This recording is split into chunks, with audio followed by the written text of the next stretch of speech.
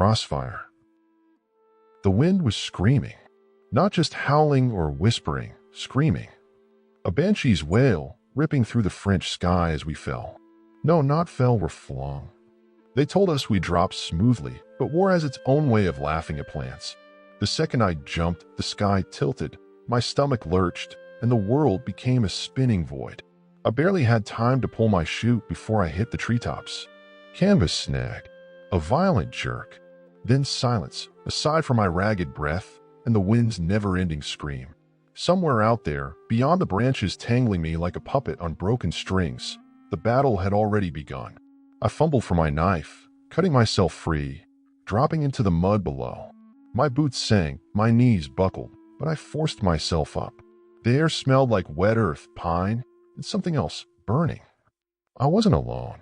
Someone was out there, watching, moving.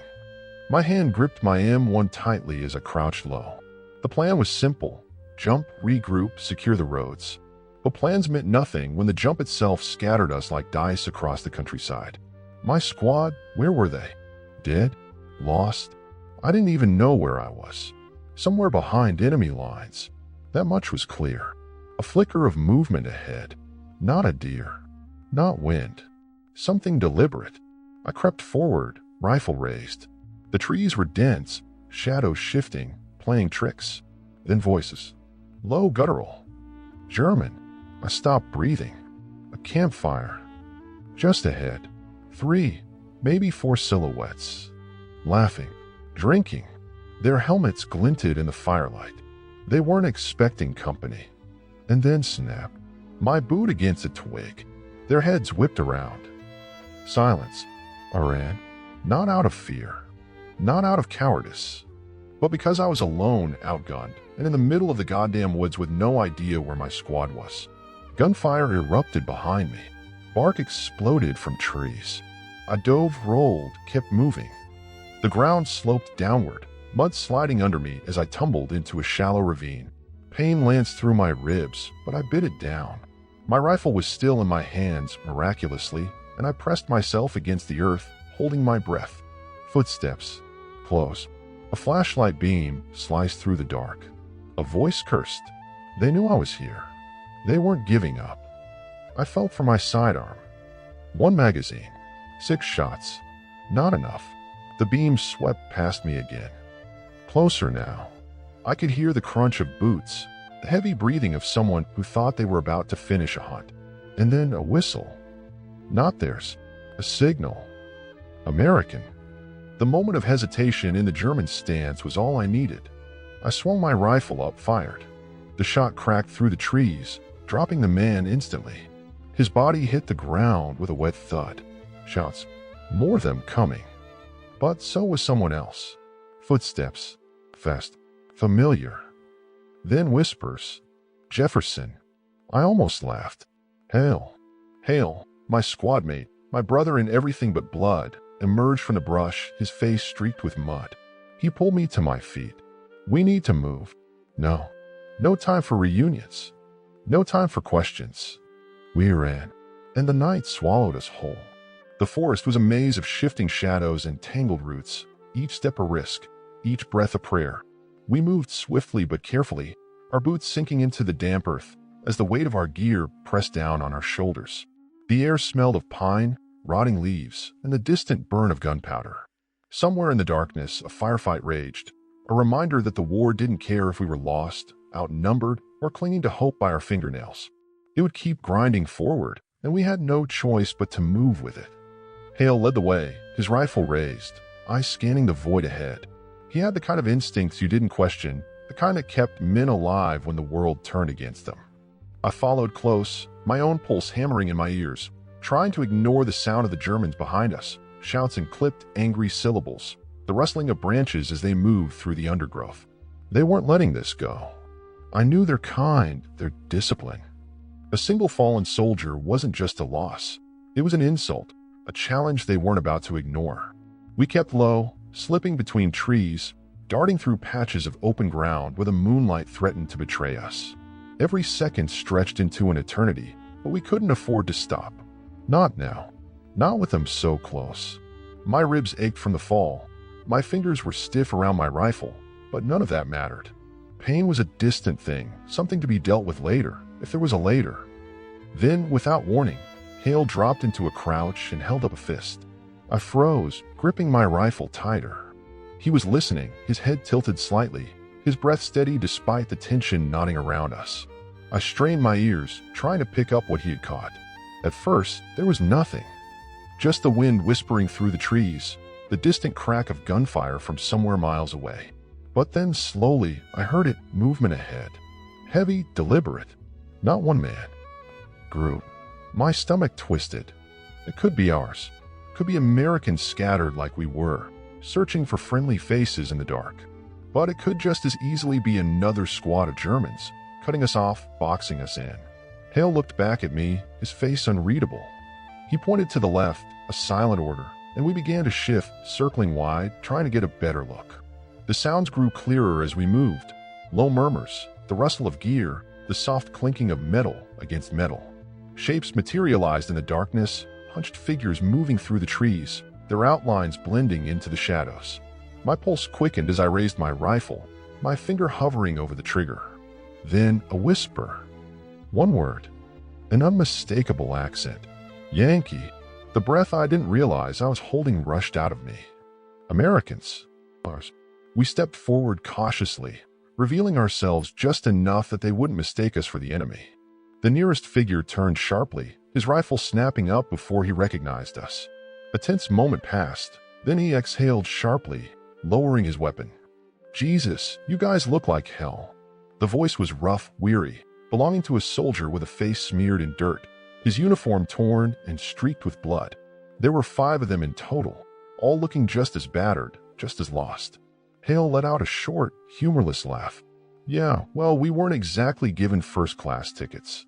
A tall, wiry man stepped forward, his sergeant's stripes barely visible in the dim light. You too alone? I nodded. Got separated in the jump. We were supposed to regroup near Saint-Dumont, but I gestured vaguely at the trees around us. Didn't exactly go as planned. The sergeant, Miller, his name tag read, grunted. Tell me about it. We lost half our guys before we even hit the ground. Wind took us way off course, scattered us like confetti. We're trying to push south, link up with whoever's left, but the Krauts are crawling all over this place. Hale wiped a streak of sweat and dirt from his face. Then we'd better move before they catch up. No one argued. We moved quickly, slipping deeper into the trees, every step measured, every sound analyzed before we made it. The Germans weren't far behind, and we all knew it. The tension hung thick between us, unspoken but ever-present. None of us said it out loud, but we were all thinking the same thing. We weren't out of this yet. Not even close. Somewhere, in the depths of that darkened forest, death was waiting, and we were walking straight toward it. The forest stretched endlessly in every direction, a black ocean of twisted trunks and clawing branches.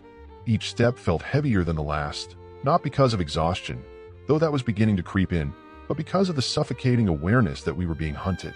The Germans weren't the type to let a fight go unanswered. They had discipline, numbers, and the advantage of knowing the land better than we did. We had desperation, grit, and a simple, undeniable truth. We weren't ready to die. Not yet. Miller led the way, his movements sure and quiet, like he'd been born in these woods instead of dropped into them in the dead of night. The rest of us followed close, eyes scanning the darkness, listening for every crack of a branch, every shift in the wind. It was impossible to tell how long we'd been moving. Minutes? Hours? Time had lost its meaning. The only thing that mattered was distance, putting as much of it as we could between us and the men who wanted us dead. But luck, as we had already learned, wasn't on our side tonight. It started with a distant sound, something barely noticeable at first, a soft, rhythmic clanking, like metal rattling against metal. Then the low hum of an engine. I felt my stomach drop before my brain even registered what it meant. Convoy. Miller hissed a curse and signaled for us to get low. We dropped to our knees, pressing into the thick underbrush just as headlights pierced through the trees in the distance. The glow was unnatural, slicing through the darkness like a blade. I held my breath, muscles tensed, waiting, watching. The ground trembled beneath us as the first truck rolled into view, followed by another and another. Their canvas covers flapped slightly in the wind, revealing the unmistakable silhouettes of soldiers sitting inside, rifles resting in their laps. This wasn't just a supply run. This was reinforcements. Hale shifted slightly beside me, his fingers tightening around his rifle. I could tell what he was thinking, because I was thinking the same thing. If we opened fire, if we threw grenades, if we did something, anything, we could hit them before they reached the front lines. But there were too many. A full squad, maybe more. We'd take out a few, but then what? The rest would cut us down before we even had time to reload. Miller made the choice for us. He held up a fist. Hold. Stay down. Let them pass. It was the right call. The only call. We waited, barely breathing, as the convoy rumbled past. The Germans inside were laughing, talking, relaxed in a way that only men who thought they were untouchable could be. I wanted to burn that confidence right out of them. I wanted to remind them that war had no favorites, that death didn't pick sides. But we stayed put. We let them go. And then, just when I thought we were in the clear, the last truck slowed. A soldier in the back stood up, stretching his arms, his eyes lazily scanning the forest. For a long, terrible second, I thought he was looking right at me. I didn't move, didn't breathe. Then, without warning, he lifted a cigarette to his lips, struck a match, and let the flame illuminate his face. He took a long drag, exhale, then muttered something to the driver. The truck picked up speed again, fading into the distance. I let out the breath I hadn't realized I was holding. Miller wasted no time. He turned to us, his voice low, urgent. We move. No, we didn't argue. The night felt colder as we pushed on, as if the brush with death had sucked the remaining warmth from the air. The Germans were moving toward the front lines, toward the beaches, toward the storm that was coming with the dawn. It didn't matter that we were lost, that we had no map, no radio, no clear idea of where the hell we were going. All that mattered was pushing forward. Because the battle hadn't even begun yet. And when it did, God help anyone caught in the middle of it. The forest began to thin, trees giving way to open fields bathed in silver moonlight. It was a dangerous stretch, too exposed, too easy to spot movement, but we had no choice. If we stayed in the trees, we risked running in circles, and the longer we wandered, the closer we got to dawn. Once the sun was up, there would be no hiding. The Germans would comb these woods, and if they found us out here, we'd be nothing more than shadows on the ground beneath their boots. Miller knelt at the edge of the tree lean, scanning the open field ahead. Beyond it, just barely visible against the horizon, was the faint outline of a farmhouse. It was dark, abandoned looking, but that meant nothing. Could be empty. Could be a trap. He turned to us, his voice barely above a whisper. We move in pairs, low and fast. Jefferson, Hale, you're first. No hesitation. No argument. Just a nod. I took a breath, adjusting my grip on my rifle, then bolted forward. The grass was slick with dew, my boots nearly slipping as I ran, every muscle in my body screaming to go faster. Hale was right beside me, his breath heavy but steady, his focus locked on the farmhouse ahead. My heartbeat pounded in my ears, drowning out everything else. Then, halfway across, a sound shattered the silence. A single gunshot. My body reacted before my brain did, diving forward, hitting the dirt hard. My hands sank into the cold earth, fingers gripping at nothing as I rolled onto my side, rifle up searching. The shot had come from the trees behind us, not from the farmhouse. Hale was next to me, his chest rising and falling fast, his eyes darting between the darkness behind us and the farmhouse ahead. Then, more gunfire. Short bursts. Controlled. Miller and the others were pinned down. I didn't think, I just moved. I scrambled forward, dragging myself toward the farmhouse, keeping my body low, using the uneven ground as cover. Hale was right there with me, not needing a single word to know what to do. We reached the farmhouse just as the others broke from the trees, sprinting across the open field under a hail of bullets. Muzzle flashes flared in the darkness behind them, brief bursts of orange light illuminating the figures hidden in the tree lean. The Germans had been waiting, lying in silence, watching, waiting for us to make the first move. Miller's group dove into cover behind a crumbling stone wall near the house, gasping for breath, exchanging glances that said everything words couldn't. One man was missing. I didn't want to ask. Didn't need to. Miller wiped a streak of dirt and sweat from his face, then motioned toward the house. Inside? No. We pushed through the door, weapons up, clearing every corner as fast as we could. The place had been abandoned for a long time. Dust thick on the floor, furniture overturned, a broken oil lamp in the corner. But the real concern wasn't what had been left behind. It was what could be waiting. Miller gestured toward the stairs. "Hail, Jefferson, clear it." We moved as one, taking the steps 2 at a time, rifles up, every nerve on edge. The hallway at the top was narrow, lined with closed doors, each one a potential death sentence. I pressed my back against the wall, nodded to Hale, and on 3, we moved.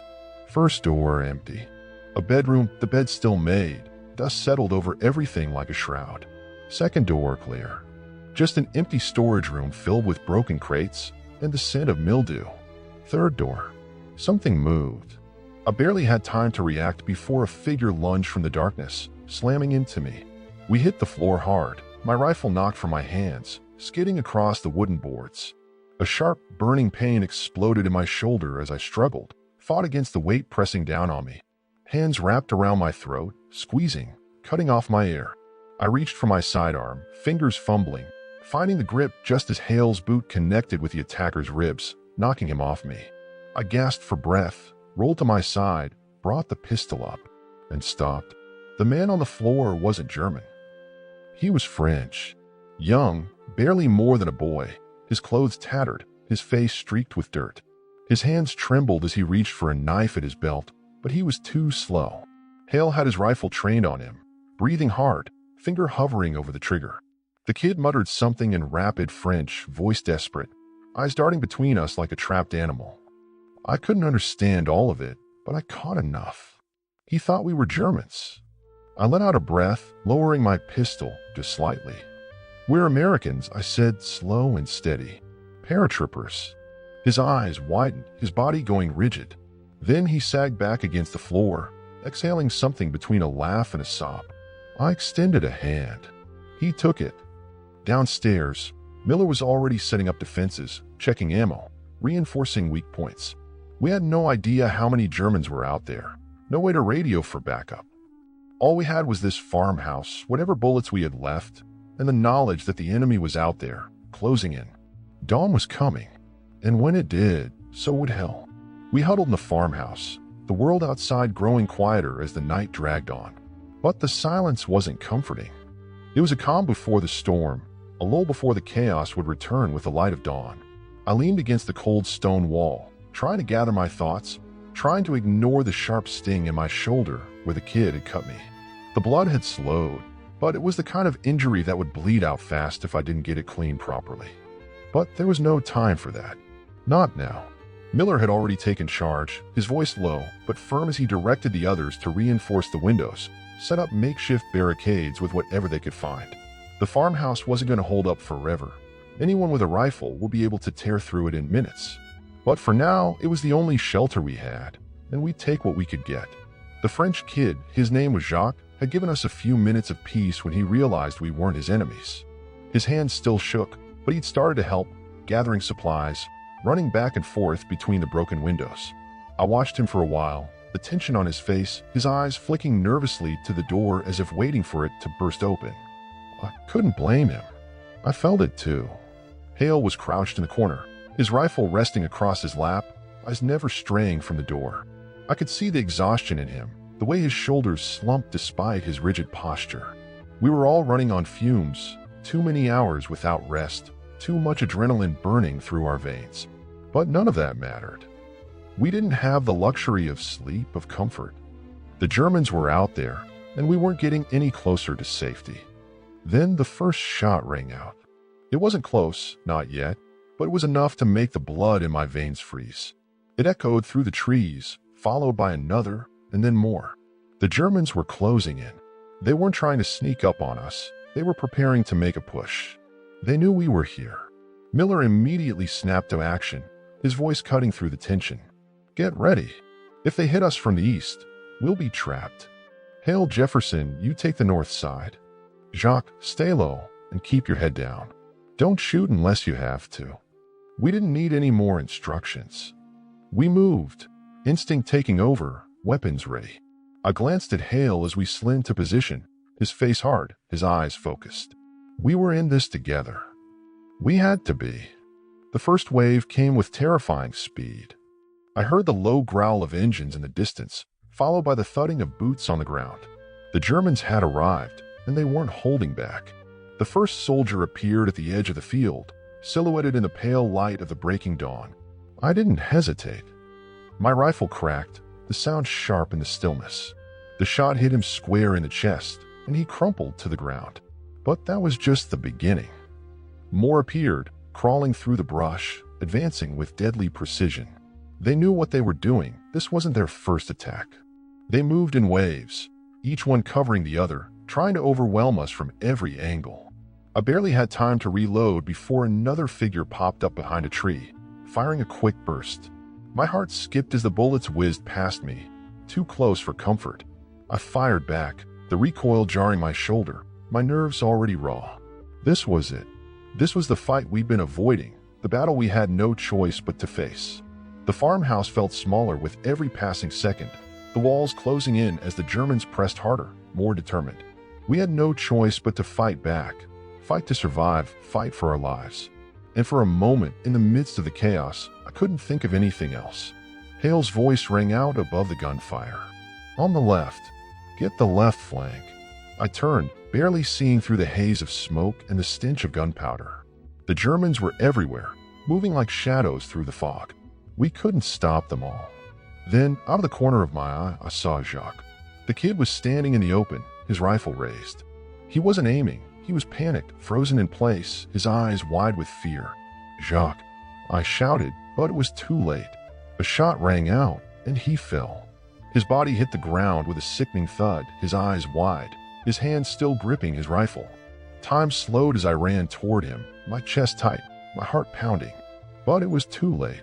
I knelt beside him, my fingers hovering over his neck, feeling for a pulse that wasn't there. His blood seeped into the ground, mixing with the dirt. I closed my eyes for a second, trying to push the image from my mind. But it didn't go away. He was just a kid, but war didn't care about that. I stood, a fire igniting deep in my gut. We weren't going to let them take us like this. We weren't going to die here in this godforsaken field. Not like Jacques. I turned to Hale, my eyes burning with fury. Let's end this. We fought harder after that. We gave everything we had, every ounce of strength, every last breath, until the Germans finally began to pull back. They weren't retreating, not exactly. But they were regrouping, moving to a new position, maybe to bring in more reinforcements. It didn't matter. We had survived. For now. As the gunfire died down, the world around us seemed to hold its breath. We were still alive. The farmhouse was still standing, and for the first time in hours, the tension loosened just a fraction. But there was no victory dance, no celebration. We'd fought hard, but the battle wasn't over. The war wasn't over. The sky lightened, casting a soft glow over the battlefield, revealing the aftermath. We lost more men. We'd fought hard, but the price of survival was high. I looked out across the field, the bodies of both sides lying scattered in the dirt. It was all so pointless, so senseless. And yet, there we were standing. Alive? For now.